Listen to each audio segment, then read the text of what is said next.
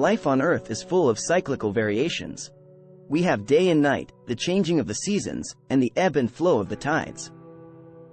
Many of these changes happen over relatively short periods and can be predicted with precision. But there are other cycles that affect our planet over larger intervals and can be trickier to forecast. In today's video, we dive into a fascinating climate cycle that has a profound impact on our lives, the El Niño Southern Oscillation.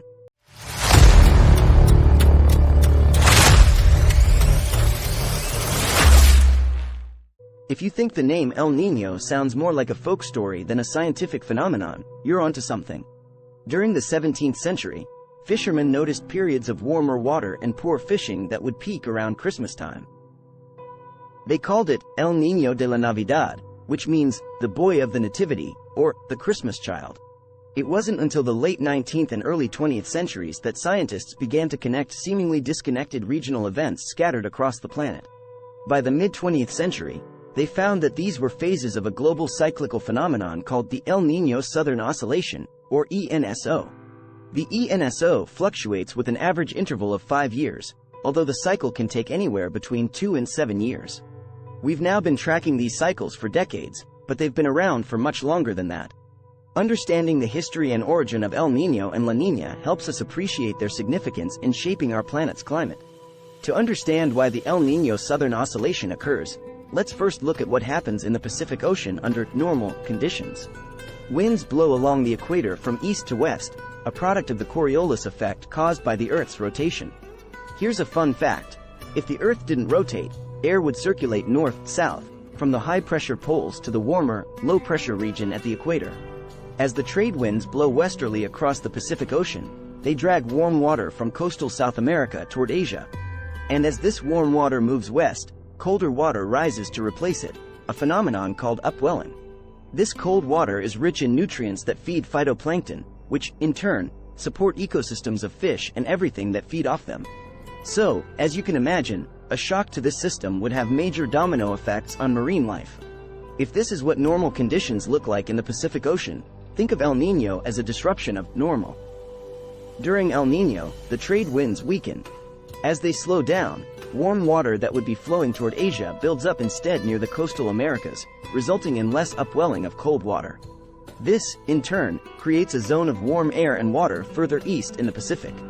With less upwelling, the fish that feed off the phytoplankton migrate or die.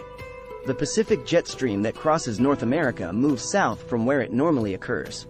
As a result, the northern United States and Canada tend to become warmer and drier, whereas the Gulf Coast and large parts of coastal South America become wetter. Peru and Ecuador receive their wettest months from April to October, and during more severe El Niño years, rain and flooding in those regions can be catastrophic. In the severe El Niño of 1997-98, devastating floods bombarded Peru, collapsing bridges and burying entire shantytowns under a meter-thick layer of mud. In total, 250,000 people were displaced from their homes. The region of Tumbes, which is normally arid, received an unbelievable 16 times its average annual rainfall. Outside the Americas, El Niño sets off a series of domino effects that significantly alter weather worldwide. The increased rainfall in South America typically coincides with a pronounced period of drought in South Asia and Australia. Severe famines have been recorded in India, and a delay in Australia's monsoon season can lead to massively destructive bushfires.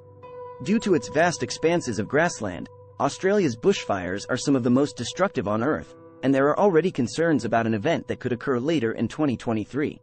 Leaders are understandably worried, given recent warming trends.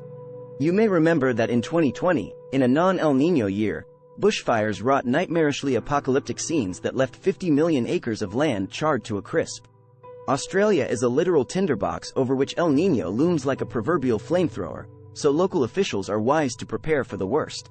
While El Niño is a hot event, La Niña is its cool counterpart. During La Niña, the trade winds become even stronger, intensifying the movement of warm water from coastal South America toward Asia. This triggers increased upwelling and creates conditions that benefit fisheries and certain species, like salmon. Furthermore, the influx of warm equatorial water produces wet conditions in Asia, causing a spike in tropical cyclones. In North America, the jet stream is pushed further north. This causes drought in the southwestern United States and rains in the Pacific Northwest. In 2022, La Niña exacerbated a megadrought in the southwest United States, making it the worst in 1,200 years. Just look at this image of Lake Mead, where the Hoover Dam is located. That light area is the so-called bathtub ring, ordinarily covered by water. Now, with all this talk of trade winds and jet streams, you might be wondering how La Niña affects the hurricane season. Well, depending on where you live, the news is either good or bad. The Atlantic often experiences a much more severe hurricane season during La Niña because the shift in the jet stream produces greater atmospheric instability in the South Atlantic. But the Pacific Basin actually sees fewer hurricanes, a sign of how drastically different these regional effects can be. Just don't get too complacent, Pacific dwellers. El Niño has the opposite effect as La Niña. Meanwhile, in Pacific coastal South America, you won't see the warm Christmastime waters that once prompted fishermen to dub it El Niño de la Navidad. Indeed, there's a reason that fishermen once called La Niña El Viejo, or the Old Man. During La Niña, the weather in Peru and Chile turns colder and drier, sometimes producing severe periods of drought. Brazil's north, on the other hand, becomes wetter during the months from December to February, and the lowlands of Bolivia can receive catastrophic flooding. In Africa, the conditions in La Niña years are basically the reverse of what they are during El Niño.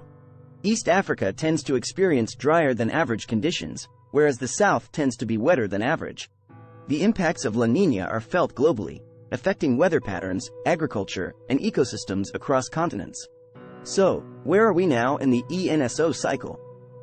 As of the making of this video, the National Oceanic and Atmospheric Administration, NOAA, has declared an end to a lengthy 1.5-year La Niña.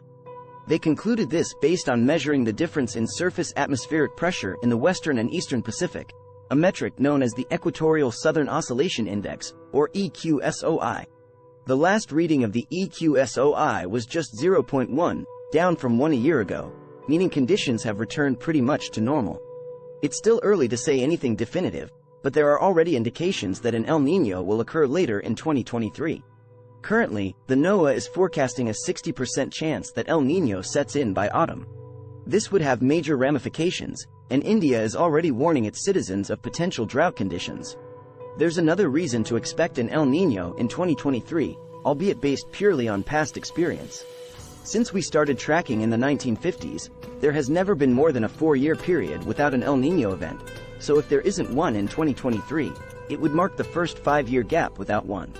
This is an excellent example of how studying climate cycles can help us prepare and foster human survival, not just on this world, but potentially on other worlds too.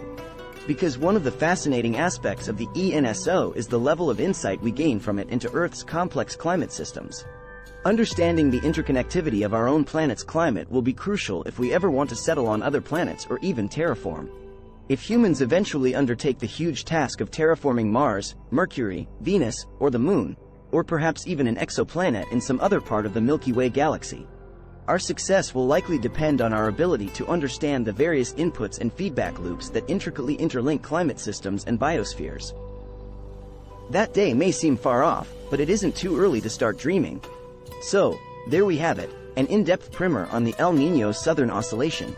The ENSO can be a very destructive cycle for our planet's animal and human populations, but life is nothing if not adaptable.